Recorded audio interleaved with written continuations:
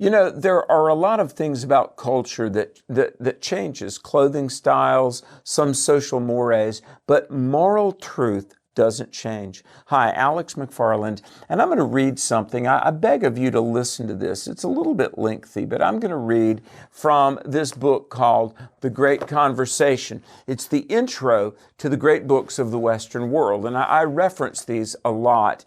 And the bottom line is that in the late 1950s, a group of leaders put together the Great Book series because they were very concerned that our loss of morals would open the door for Marxism and communism to come in. And that's exactly what happened.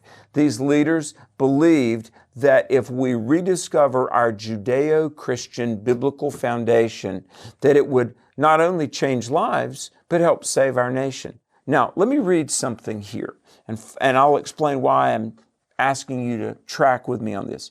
Regarding God, morals, personal responsibility, here's what he said. The editors do not believe that any of the social and political changes that have taken place in the last 50 years, or any changes that seem now imminent, have invalidated or can invalidate the tradition or make it irrelevant for modern men. On the contrary, we are convinced that the West needs to recapture and reemphasize and bring to bear upon its present problems the wisdom that lies in the works of its greatest thinkers in the discussion that they have carried on. This set of books, in other words, the great books, and the call to a Judeo-Christian moral foundation, this set of books is offered in no antiquarian spirit. We have not seen our task as that of taking tourists on a visit to ancient ruins or to the quaint productions of primitive people. We are as concerned about anybody at the headlong plunge into the abyss that Western civilization seems to be taking. We believe that the voices that may recall the West to sanity are those which have taken part in this great conversation.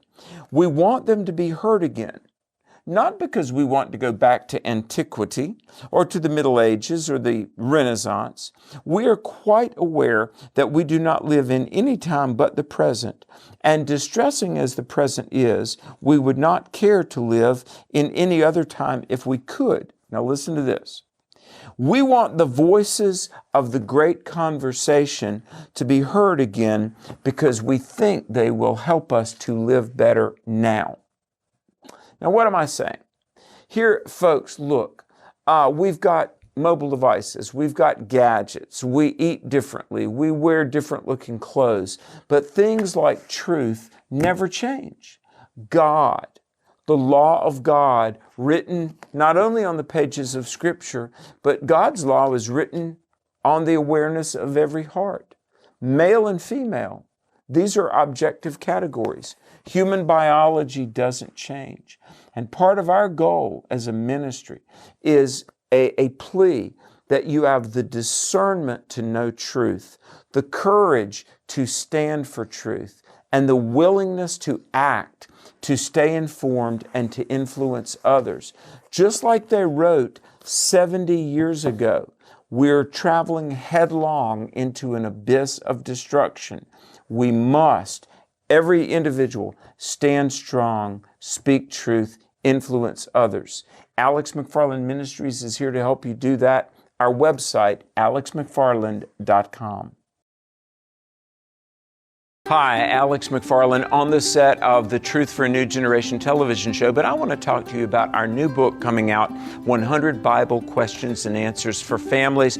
Hundreds of people have given us questions, and this is about God and family. It's a fall of 23 release. It's available everywhere books are sold, online, your local bookstores, even Sam's Club, Barnes & Noble.